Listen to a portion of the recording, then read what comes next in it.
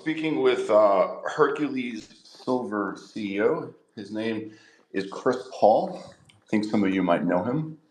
We had a conversation in October. We had a conversation in January, and this is April. So I'm noticing a pattern of once every 3 months. You put out some news yesterday morning. I do want to delve into that, talk about these targets, talk about what you've learned since our last conversation in January. But I want to start out sort of big picture. I think I know you well enough to say that this is the biggest drill program of your life, both in terms of the number of rigs. I think you're going to have three core rigs and one, of the RC rigs to four total. I think you said 20,000 meters. I think that's still the plan. I'm guessing the budget is somewhere between $8 and $10 million. And also just what's at stake and the number of eyes on this drill program. How does it feel to be about to step into this? No pressure at all. Yeah, it's obviously very exciting, right? And I think it's a pretty unique situation if you think about it. Like, there's not many other examples I can think of where a company's kind of gone in looking for one commodity, in this case silver, made a blind discovery of something completely different, which was the copper porphyry in this case. Of course, we had no idea which way it was trending at that time, and started moving our way, southeast, which is really where we had data from the chargeability survey IP survey we'd previously done, and realized we were kind of going the wrong way. Last hole of the season, step back in the other direction with 26. Sort of proved that, oh yeah, we were going the wrong way. We want to be going this other way, and really just ended on that cliffhanger, that whole 26 kind of cliffhanger. And we're able to sort of look at everything in big picture context in 3D and say, okay, well, clearly grades are increasing to the northwest. Now we've got this new IP survey, this much bigger survey, which supports that idea that the northwest is the way we want to be going to get into that corridor. So I think the potential is really high. I think the odds of success are going to be really high, and yeah, it's just a really unique situation. The fact we've got the capital to do a 20,000 meter drill program, and we're sort of estimating it to be around 500 meters. So roughly a $10 million spend. But the fact that we have the capital to do such a large drill program, I think also increases our odds of success, because there's always going to be hits and misses with exploration, right? So the more shots you can take, the better your chances. So yeah, exciting and nervous at the same time, as you can imagine. Yeah, absolutely. So it's been like 6 months since hole 2305 was drilled. A lot has gone on in the background during that 6 months, but not everybody knows that everything that goes on in the background. Can you walk us through some of the important events and things that you've learned since October of last year? Yeah, a lot of that, probably gets pretty deep into the weeds on the technical side. But like, one of the first things we did once we had the money in the bank from the Barrick investment was, we expanded our team. So we expanded our technical team, and we've got some really, really strong, PhD guys, porphyry experts.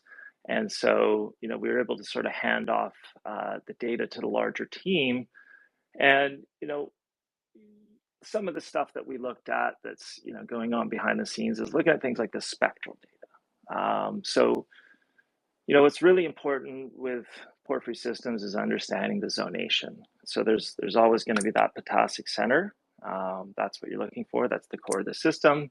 That's going to be surrounded by a halo of phyllic alteration, which is pretty much everything that we've hit thus far. And then outside of that, you can have what's called propylitic alteration for just miles and miles in every direction. And that, we call that the green rock environment. And funny enough, it looks like, that was largely what was exposed in the window to the east. So, we've hit this phyllic alteration. Pretty much all the holes that we drilled hit, the deep holes hit phyllic alteration. So we can look inside of that at certain things, right? Like, one of the things we look at is, in the spectral data, there's certain information you can look at to see the temperature of that phyllic alteration. So there's kind of like cooler phyllic alteration, as we went southeast, and then hole 5 actually had the highest temperature, sericite alteration. So I mean that was good support. We look at things like the chalcopyrite to pyrite ratio, right? So like as you move in closer to the center, the ratio of chalcopyrite to pyrite increases. We looked at, we did a lot of petrography. So we're taking little thin sections of really interesting stuff we see. And so, I guess another insight that we haven't really talked about much was what's going on with this enrichment zone. I think the initial interpretation was supergene, and then we took a closer look. There's a lot of bornite. Bornite's not a supergene mineral, at least not typically.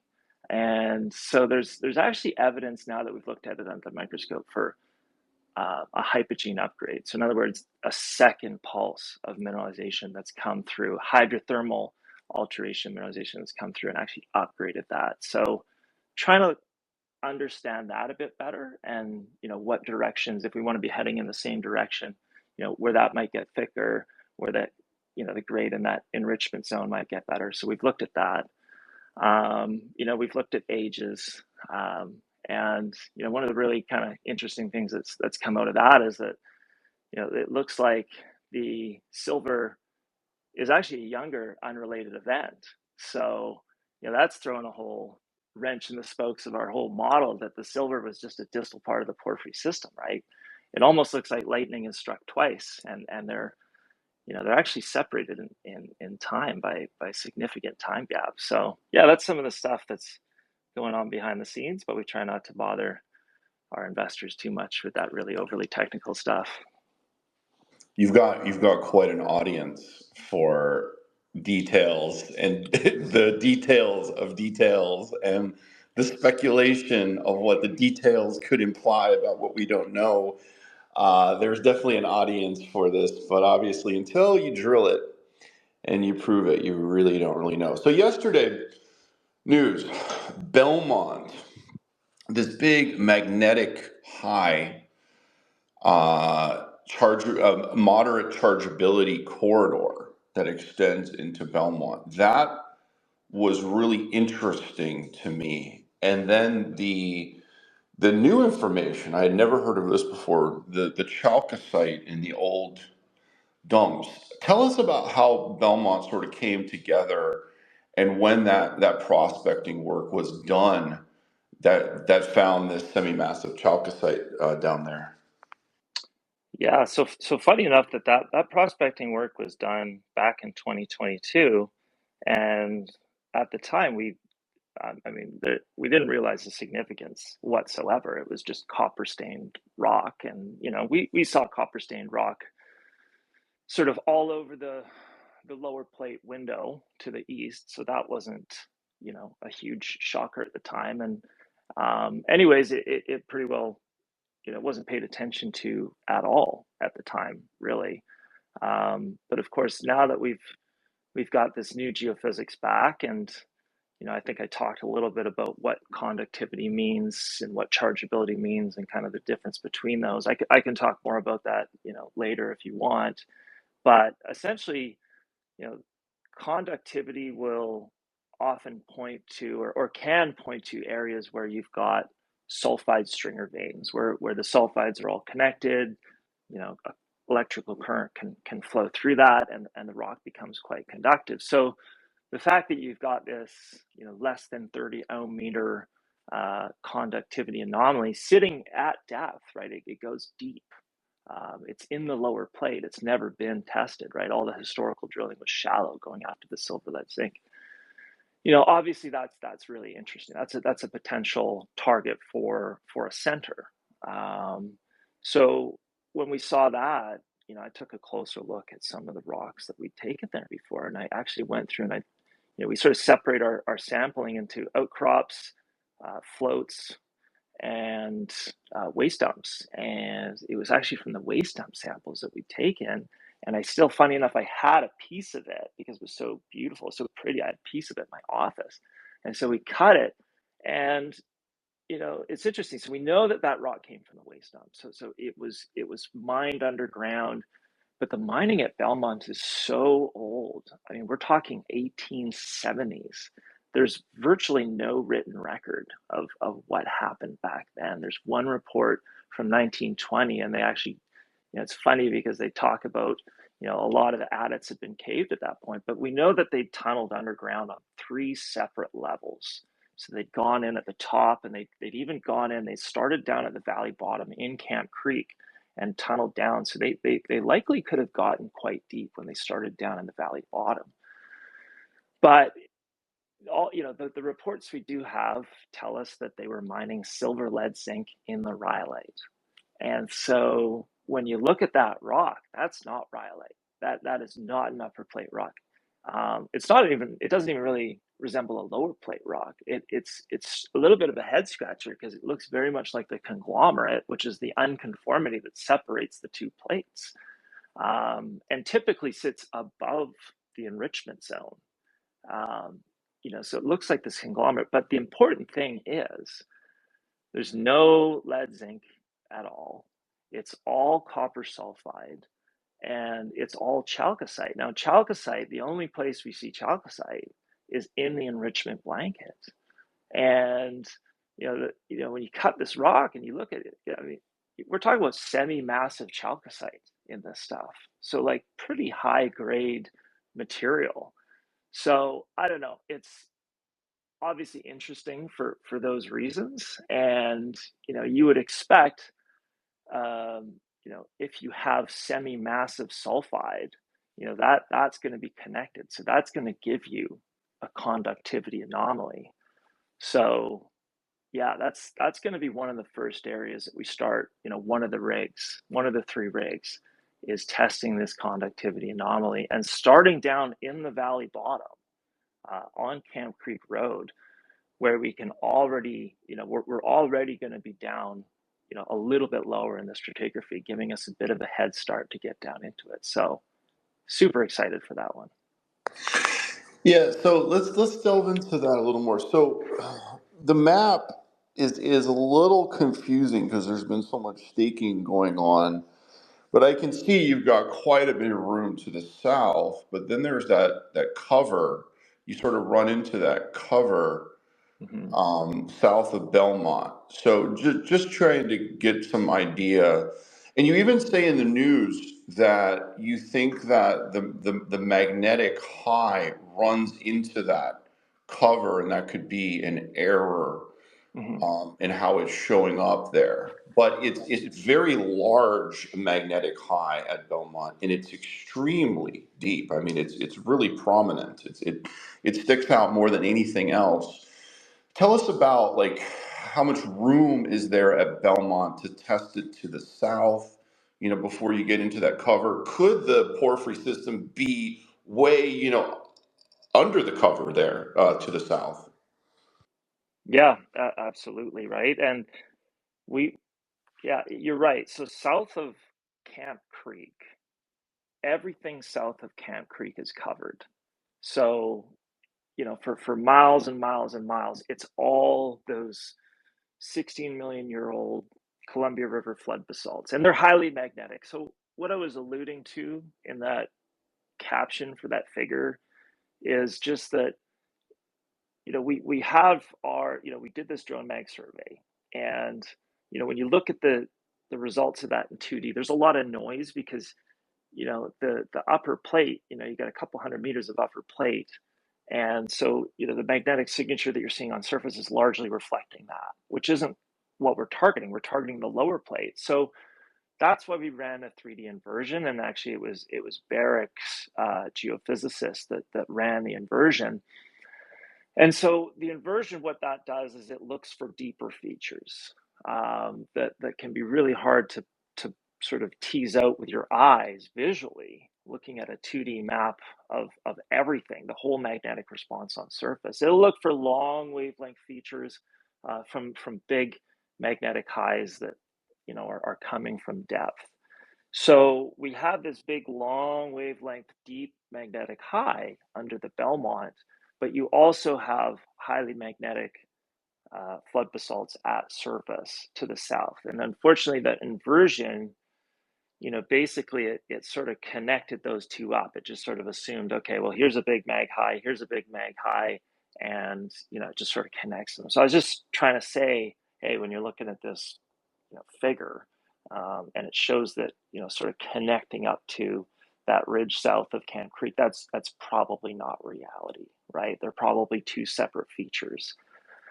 But yeah, we don't really have a ton of information. We have virtually no information south of Camp Creek because it's all covered, because there's really been nothing done there before. I mean, historical exploration focused on stuff that was outcropping or previously mined. So absolutely, it could extend south, no doubt about it. And I think we start off drilling the core of that conductivity anomaly. We probably put a fence of holes all across it, right all across that corridor, see what we get, and then we can step south, we can step north.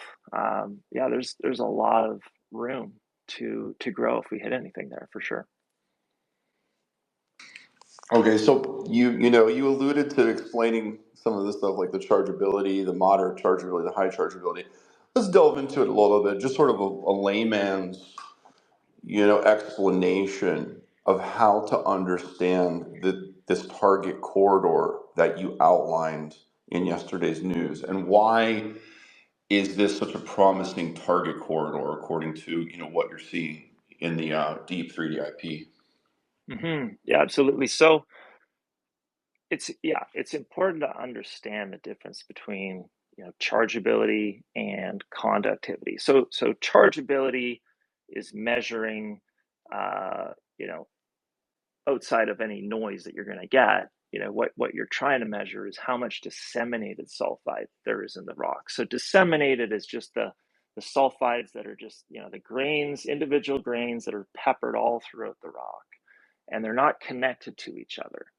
And but when you run a current through that rock mass, the current's flowing, let's say left to right. What's going to happen is that flow of current left to right is going to cause the electrons to accumulate on the right side of each and every one of those sulfide grains, and it's going to polarize them. So that's what induced polarization means, right? You're inducing a polarization in the rock.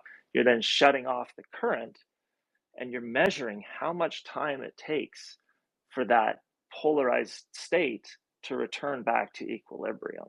And that's why you see, we'll measure these things in milliseconds. So the longer the milliseconds, it tells you there's probably more and more disseminated sulfide. So that's how it works. Now, in porphyry copper systems, let's talk about, what do we want to see? What are we expecting? What does a typical system, the sort of ideal model look like? Well, the ideal model, you're going to have, a very low sulfide core.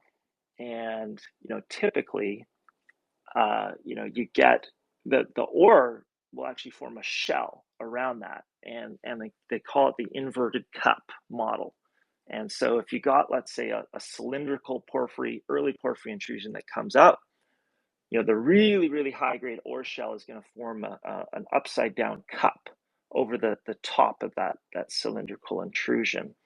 Now that ore zone, and I showed that in, I think, figure 7 in the news release. That's the classic 1970 Lowell and Gilbert model. So that ore shell is going to have, say 1 to 3% chalcopyrite. Let's just assume chalcopyrite, no bornate, nothing else. Keep it simple. Now, chalcopyrite is about 1/3 copper by weight. So if you have 1% chalcopyrite, that's 0.3 copper. If you have 3% chalcopyrite, that's 1% copper. So that's your grade right there. That's your 1 to 3% chalcopyrite. And it might have about 1% pyrite, so relatively low. So you're talking about maybe 2 to 4% total sulfide. Now, 2 to 4% total sulfide is going to give you that kind of moderate chargeability. It's not going to be screaming high, but as you start to move outwards, once you get into the phyllic alteration, you know, and again, refer to this figure 7 in the news release, you'll see that that phyllic shell is going to have, you know, like 10% pyrite, really high pyrite. It's going to also have some chalcopyrite, as we've seen in our drilling, right? There's still going to be some chalcopyrite with that as well, but you know, you're looking at sulfide, total sulfide concentrations, sometimes upwards of 10%. And so that's going to give you your really, really high chargeability. And that's typically the stuff you want to avoid. If you look at the map, I think figure 1, you can see a lot of our holes were drilled mostly into that really high chargeability. And so it makes sense that that was, you know, the phyllic alteration we saw in that hole. That was our high pyrite sort of outer shell. So now, you know, you can see that the chargeability is more moderate to the west of that within the target corridor. So that's, you know, largely the rationale behind, you know, laying out that corridor, you know, to follow that kind of arcuate shaped feature of moderate chargeability. And then, you know, sort of close this off, you know, talk about the, you know, the other thing you're measuring in an IP survey is, well, the current's still flowing. You can actually measure how well does that current flow. So before you shut it off and measure the decay, you can measure how well electricity is flowing. And the better it's flowing, you know, we actually measure it as resistivity, which is the complete inverse. It's just 1 over resistivity is the conductivity. But how well that current flows will give you your conductivity. And so at the core of some porphyry systems, you'll get these stringers of chalcopyrite or bornite, you know, right in there at the core, and you can actually get a conductivity anomaly. So Belmont having that conductivity anomaly is one potential area where, you know, that may represent that core where you're actually getting sulfide stringers, where the sulfides are so concentrated, or semi-massive, you know, blanket of enrichment. So going back to Belmont and trying to put some pieces of the puzzle together, because you don't know until you drill it. We have some drill holes that have gone into the lower plates. We have a little bit of information. No, No, we don't.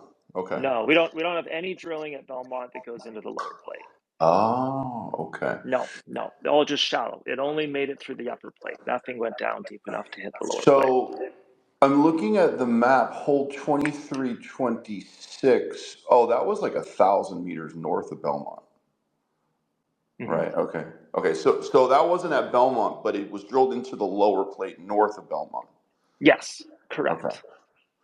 Okay. So 2326 returned 100 meters of 0.76% copper, 113 ppm moly.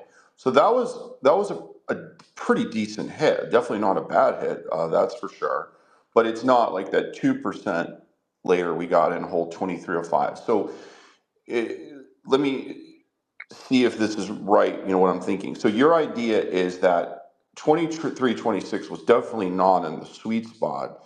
And the sweet spot is actually much further to the south at Belmont, where you're seeing this copper at surface in this big magnetic high and moderate chargeability corridor. Is that right? Yeah, look, there's sort of two potential locations for the center. And, you know, the center, you know, that's obviously where you're going to have your potassic alteration. Now, a common mineral in the potassic core is magnetite. And so these two mag high anomalies kind of present the two possibilities for where the center is going to be, right? So it's either going to be up at Grey Creek or it's going to be down at Belmont, I think, anyways, or it's just going to be somewhere completely different and we get another total surprise. That's option C. So yeah, 26. I mean, I guess to just keep it really simple, right? 26 hit phyllic alteration top to bottom. So we know that wasn't in the core. It was obviously a pretty good hit, but it's not. That's nowhere near the core of the system. So, you know, the question I guess becomes: is the core of the system, is the center at Belmont and it's associated? It's underneath that conductivity anomaly where that mag high is, or is it up at Great Creek, and we need to be going the other way. And that thing at Belmont is something different. It's a, maybe that's an enrichment blanket with semi-massive chalcocite, like we saw. Maybe the enrichment concentrated there, but it's not a center. There's a lot of, you know, possibilities here, and until we obviously get out and test them, we don't know. And obviously, the most optimistic way of looking at it is we've got multiple centers, and there's maybe one at Belmont and there's one up at Great Creek. So we'll just have to see.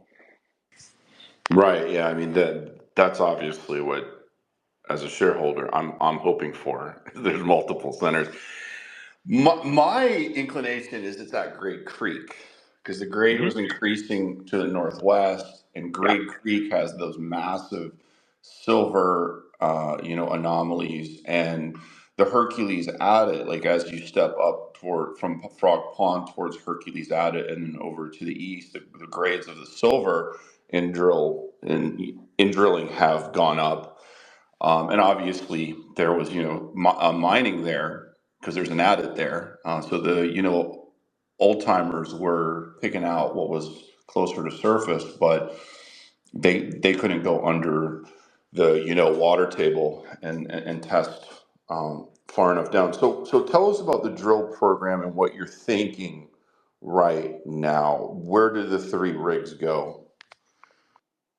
Yeah, and I'm kind of with you on that. I like Great Creek as well, right? And that's just because 5 was better than 26. 5 saw the hottest phyllic alteration, had the highest temperature sericite in it. So all the evidence that we're seeing really does point at 5 being closest to the core. So I hear you on that. And it may be that conductivity anomaly that we see at Belmont, maybe it is a center. Maybe so one interesting thing I should mention is that the enrichment layer, the enrichment blanket, seems to be this late remobilization of copper. So you had the initial pulse come in, bring in your copper moly, and then something happened after that, and it seems to have moved copper around and concentrated it. And there may have been some type of a concentration that happened at Belmont, and you may have some type of semi-massive chalcocite down there. But yeah, in terms of where we're going to be starting the rigs, we've got 3 to get started. 1 is going to be at Belmont, and I think 2 are going to be just keeping it simple, right? Like the Occam's razor just tells us that we want to step out from hole 5 to the northwest. And so one of the things that we're going to be doing here is putting a grid, 200-meter spaced grid of holes within the corridor, around holes 5 and 26. So we'll have 2 rigs up there in the low risk area, and then the third rig will be more of like the high risk. Let's go test, fun things like Belmont, and then he maybe moves up to Great Creek and goes straight at that magnetic anomaly in Great Creek. That's what we're thinking. Okay, that makes sense.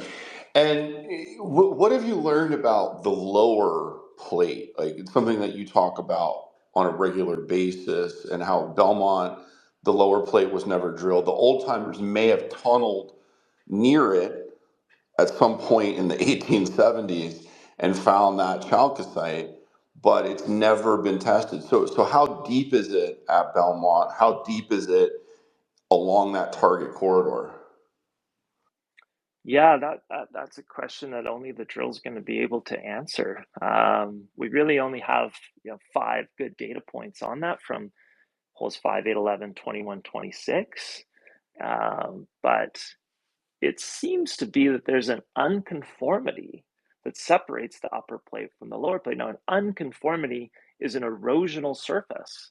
So, big picture, what's happened here is you've got this lower plate, which is Triassic in age, and it looks to have been uplifted to surface, partially eroded, and then so you would have had this kind of funny shaped, not a perfectly planar surface, but you would have had highs and lows, peaks and valleys, and then you've deposited this red conglomerate on top of that, that was the beginning of the Jurassic. And then you deposited your Jurassic upper plate rocks and the silver, which was a later event on top of that. So point of that being that it's going to be variable, right? There's going to be peaks and troughs to that unconformity surface. Now, one of the things that we're going to do at Belmont is we're going to collar that hole on the Camp Creek Road, because that's going to be down in the valley bottom. So we're going to get kind of a head start, already down through a good part of the upper plate. And, it may not be that deep at all.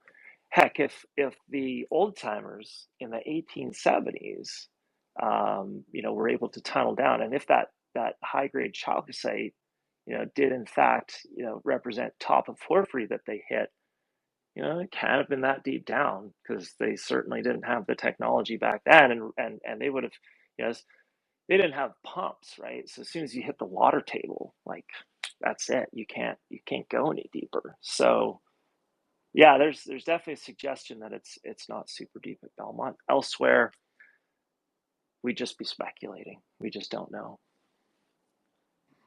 Okay. Tell us about maybe a few more details as we get ready for the start of the drill program. How many people are you going to have on site, next month?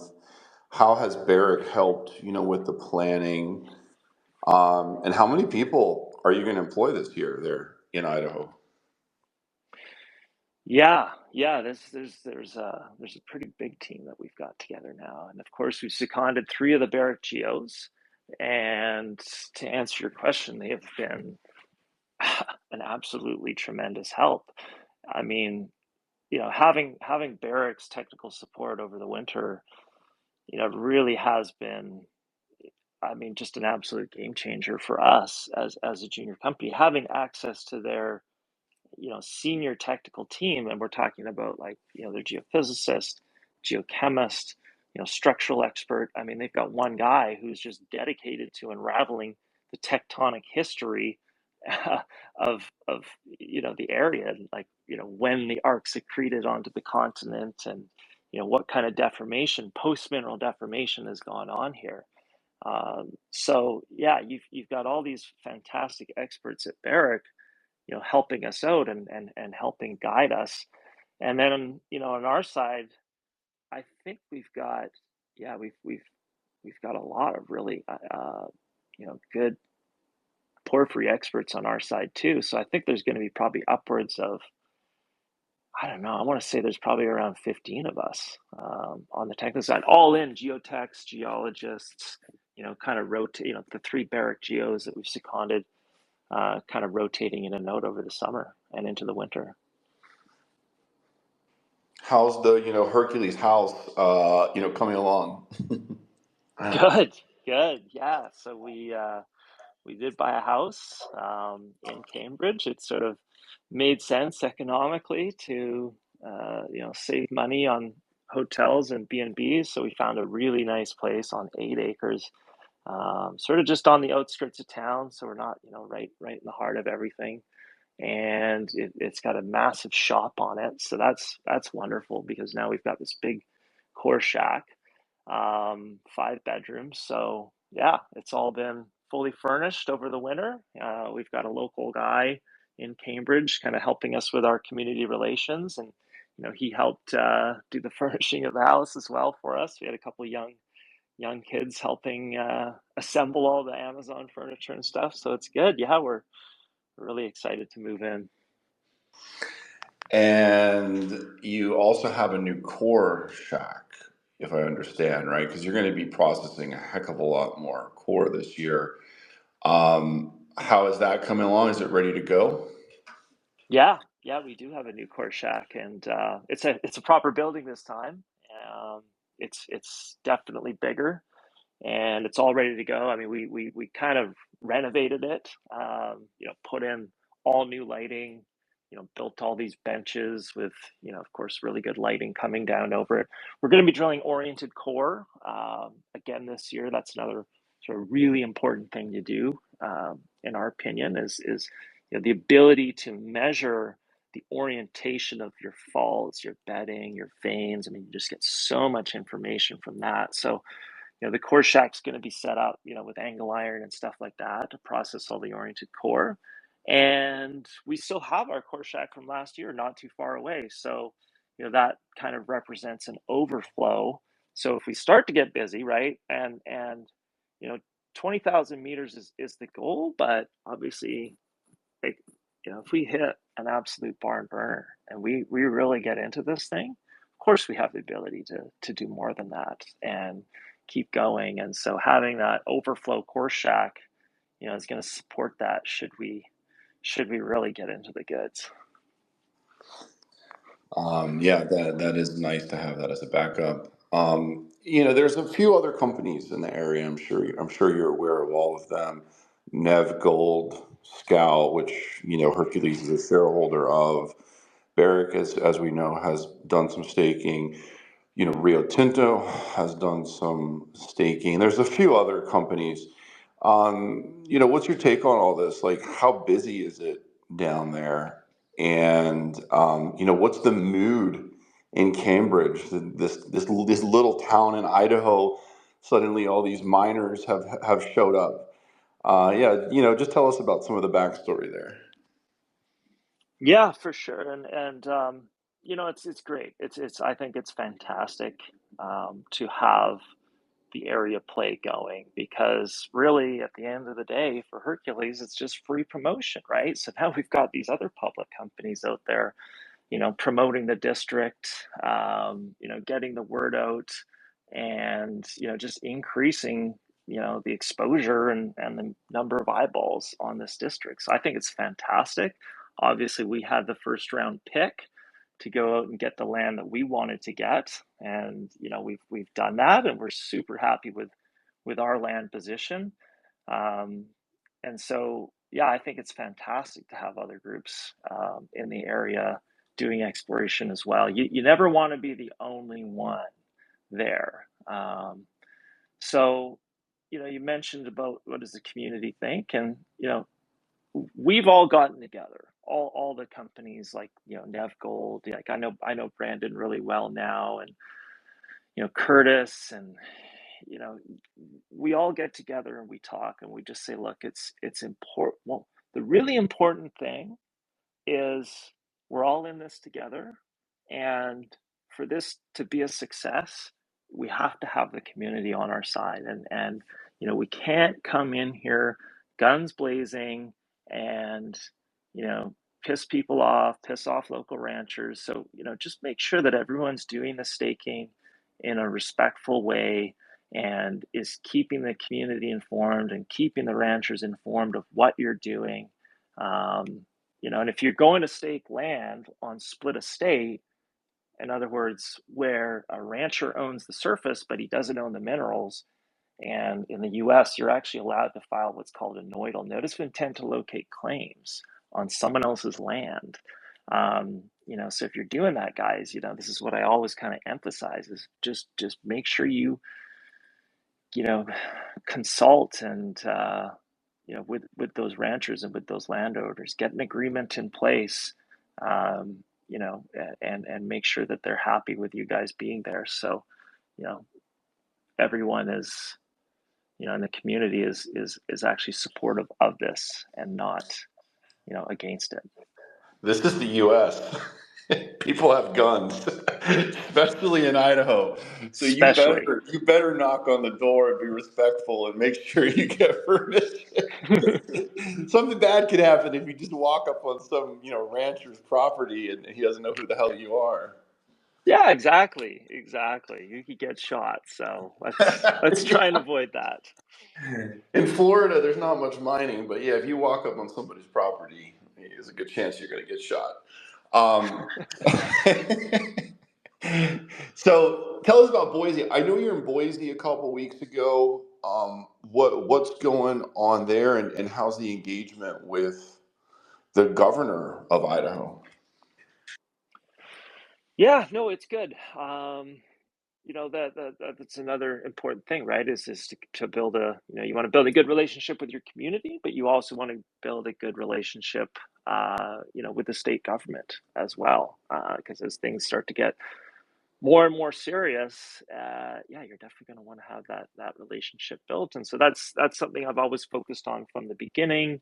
And we hired a contract lobbyist to help make those introductions, and he's the one that got me meetings in Boise last week, with the different state departments.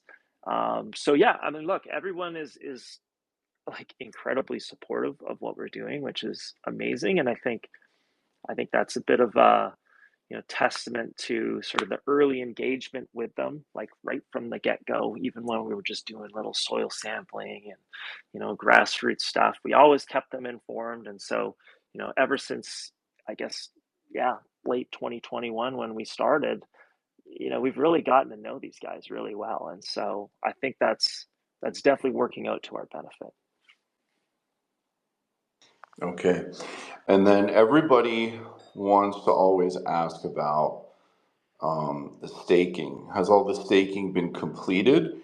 And in yesterday's news, there was definitely, you highlighted the target corridor, like this is your area of focus. But your property position is substantially bigger. Are you also working on other targets in the background? Yeah, totally, absolutely. So I think one of the figures there's a cross section of the chargeability, and clearly showing it's open to the north.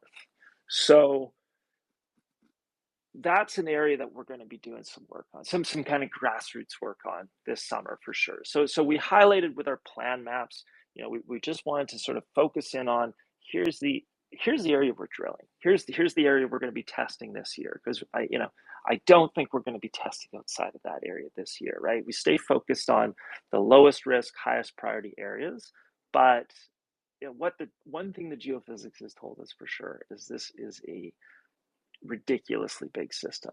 I mean, we did the survey in 2022, and we were excited like that was open, right? Just to begin with, that survey that we did over the rhyolite, and now we've come back and we've done this, follow up, huge survey in 2023, and the whole goal of doing such a big survey was we wanted to close off the anomalies, and you know, I don't even think we've come close to doing that. So we're going to be doing some work, particularly up to the north, because that's where you have exposure.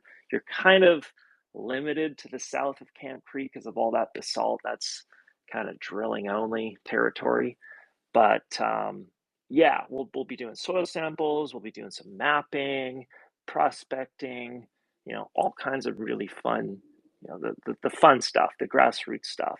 And so, yeah, expect to probably see some news on that, maybe by the fall, once we've got some assays back on the soils and a little bit better idea of what the geology is doing up that way. Because this really is a virgin terrain. I mean, this was moose pasture 12 months ago, right? Like no one's ever done any work here, which is just kind of mind blowing a little bit to think, Barrick's in here, they've grabbed over 5,000 claims now, I think, right? Like this is a new porphyry district, and really nothing's been done here before. So a little bit, yeah, crazy to think that this could happen in 2024, but here we are.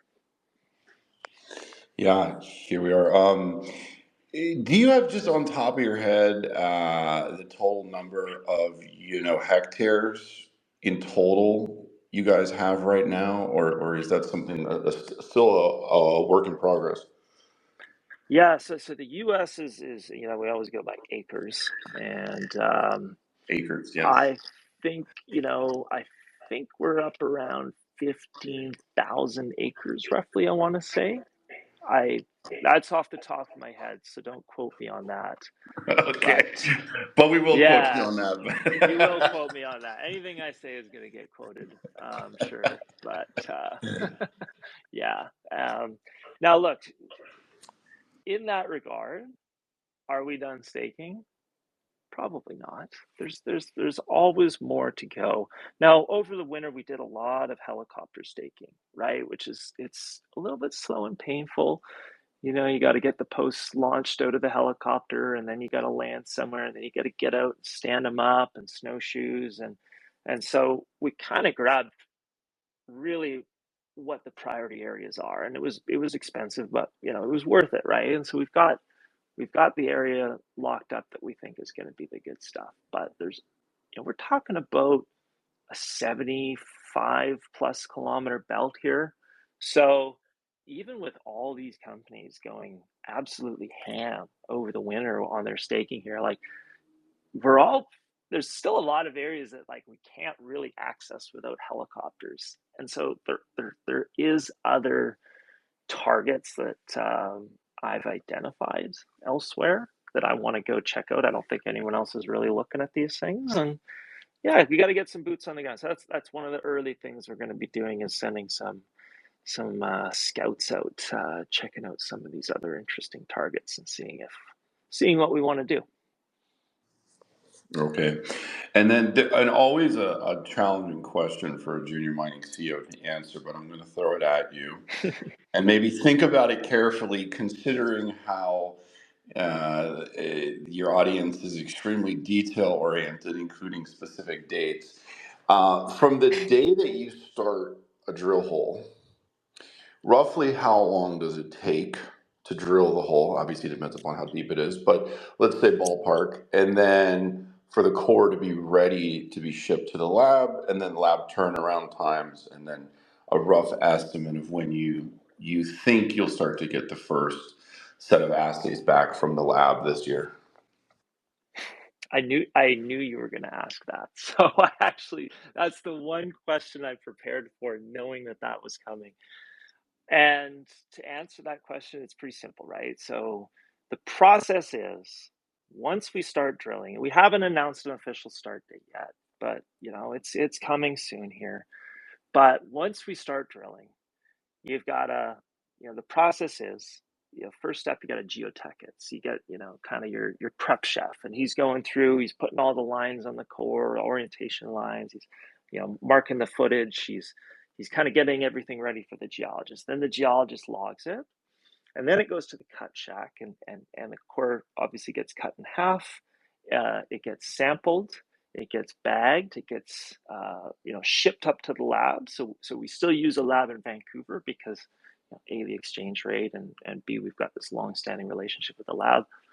So then you ship it to the lab, and then you're probably looking at, I like to say 6 weeks, I think is pretty conservative. And maybe a little bit sooner, like in the early parts of the season before they get busy, but let's just say 6 weeks. So then, of course, we get the results back. Then we got to do our QA/QC checks. You got to plot it up. You got to put the maps together. You got to put the release together. All that process is about 3 months. So once we announce that, okay, we've mobilized the drills, we're spinning, put, about 3 months on top of that, and that's when you're going to see the results start flowing. Now, we're probably going to be drilling, I would expect, through to about December 1st, at least. So that means that once the results start flowing, they're not going to stop flowing for a long time, right? They're going to be going right through into Q1, maybe even Q2 2025. Okay. We're coming up about 15 minutes left. I think we might take one question from the audience. I got a couple more to throw at you, and then we'll call it a day. I think this has been a very valuable conversation. I've certainly learned a few things. So Barrick has the foot in the door here first. Obviously, everybody knows that. But in the event good results do come about this summer and you find what you're looking for, it's possible that a competitor could arise. It's possible. Your job as a CEO is to maximize value for shareholders in the event that such a thing were to occur. How do you do that? How do you put, Hercules in position to maximize value and maximize this opportunity in front of you? Yeah, and Barrick's probably listening to this, so I better be careful. Yeah, look, I think the reality in this day and age is that there's no inventory on the market right now for copper. I think, was it Friedland or someone put out a chart recently with those blue bars showing, the number of discoveries and just how much they've tapered off, right? Like there's just no new good copper deposits being found. And so, there's obviously a crunch coming on the copper producers. And, the only way obviously they can replace their reserves are by going out and acquiring juniors like us. And, you just look at what's available right now to acquire, and there's virtually nothing in good jurisdictions, like good grade copper deposits with size in stable jurisdictions that don't have some, hair on them, whether that's, opposition from some environmental group or whatever it is. There's just nothing on the market. So, yeah, it is a tough question to answer, Robert, but at the end of the day, our primary goal here is we're going to focus on building it, right? Field of dreams. If you build it, they will come. So, we got to find this high grade core. We got to see what the grade is in the ore shell if it's there, and see how big that is.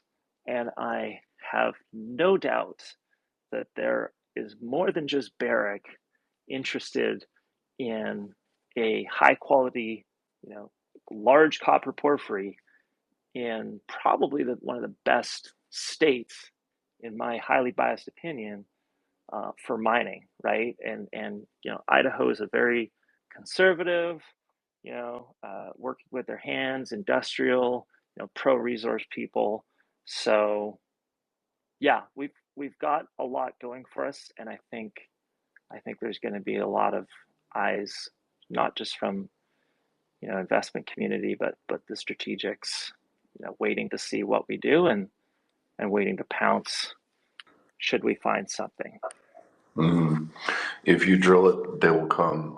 I will take one question from the audience. If I do call on you, please keep the question relatively concise and on topic. If you'd like to ask Chris a question, please ask to speak, and I will activate your speaker capabilities. People, we live in a world of instant gratification. Everybody wants it right now, this second. If I want to go somewhere, I get it. The Uber app on my phone. If I want food, I want it right now. I want my stock to go up right now. I want to make money. How many shares do you own of Hercules Silver? And are the management team, there was a management team member, I think a board member, Kelly Malcolm, bought some shares a few months ago. Are the management and the corporate insiders, are they blacked out right now for some reason, or can they buy stock on the open market? Yeah, I've got, I think, a little over 9 million shares, and no, the management is not blacked out at the moment. So yeah, if they wanted to, Kelly could go out and buy more shares. I don't know. Okay. Yeah, I'm just wondering. Okay. Um, Gorm Henriksen. I think we had you before, Gorm, Swedish guy. Go ahead and ask your question to Chris.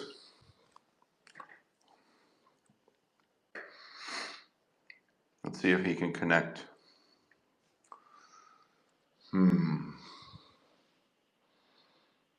Sometimes there's technical issues when somebody tries to connect. Alan Berry. Uh-oh, Alan Berry. I know Alan's going to have a good question. always.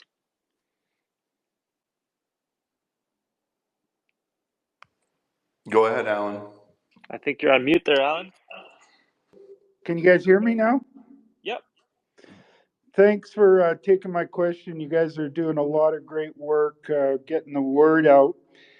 Chris, I've been really impressed listening in on all the work that you've done to vector in on the targets, the age dating work, the geochem.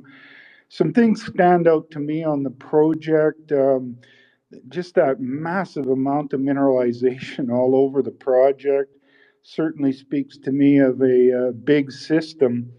One thing in particular that I've done some homework on your project through my the thanks of Google Earth, and I spotted a couple cross-cutting structures to the immediate northwest of the hole 5. How do you think that plays a role in what you guys are doing, the structural part of it? Yeah, that is a good question for sure. So, the challenge with that sort of surface lineament analysis, Alan, is that you've got obviously the upper plate, which kind of covers uh, everything, right? So you got the upper plate and you got the Columbia River flood basalt. So, we're dealing with a district, we're dealing with, um, a porphyry that's largely covered. I mean, there's a small window of exposure. So if you look at our soil anomaly, our copper and soil anomaly, that is really the only place where that lower plate is exposed. But outside of that, like if you're looking at structures sort of northwest of 5, you're in the upper plate. And so then the question becomes, is that a young structure that is maybe like, is it only in the upper plate, or is it like well, I guess it would have to be, yeah, it just kind of becomes challenging because you just can't always know if the structures in the upper plate are also going Continue. to continue down into the lower plate. So yeah, blind exploration is tough. Yeah, well, it's another real cool thing about this, Chris. In my experience, I love it when I hear these stories about projects that are considered not to be in the right geology. And, and that's where a lot of great discoveries have been made over time. So I think you're proving that this is the right geology, and that there's based on all the geochem, and there should be something big underneath. Yeah, absolutely. The wrong geology became the right geology really quick here.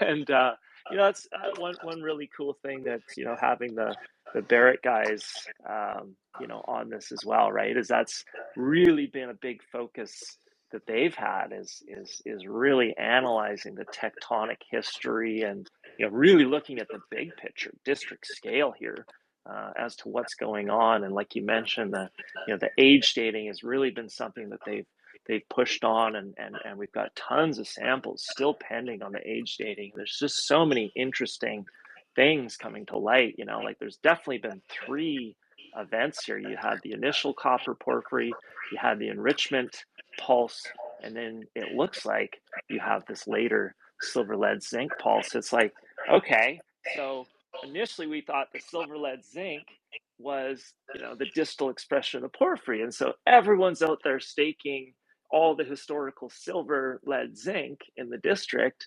and now we're getting information back that these are 2 separate, completely unrelated events, and upper plate silver is totally different from the lower plate porphyry. So looks like it's back to the drawing board for some of the staking. I think there's still a lot of stuff out there that's ripe for the picking, and understanding the tectonics and the big picture is going to be hugely important to figuring out this blind story. All right. I think we'll wrap it up there with a question from Alan. I'll give you the last word, Chris. We're definitely at an hour now. Um, I'll give you the last word, and I'll give you one more question to sort of set you off on your last word. Shareholders don't see a lot of things that go around and that go on in the background, and all the hard work that it takes to run a drill program of this size, this scale, of this importance. How will shareholders know that you're doing a good job as CEO? Drill results. Okay. Show results. That's it. Short and Yeah, sweet. that's it. That's it. They speak for themselves, right? At the end of the day. But you're absolutely right. I mean, there's, the amount of work that goes on in the background that people don't see is tremendous. But it all really comes down. It all just boils down to, the targets we come up with and whether they hit or whether they don't hit. So I don't know. Like I said at the very beginning, I think the odds of success are actually pretty high here, and with 20,000 meters of drilling and money to do more, we got a lot of shots to take and a lot of really good targets here. So I think we're going to do well. All right. So yeah, you seem confident that if it's down there to be found, you're going to find it. Chris Paul, thank you very much. Have a great day, and let's do it again at some point in the future. Cheers. Thank you.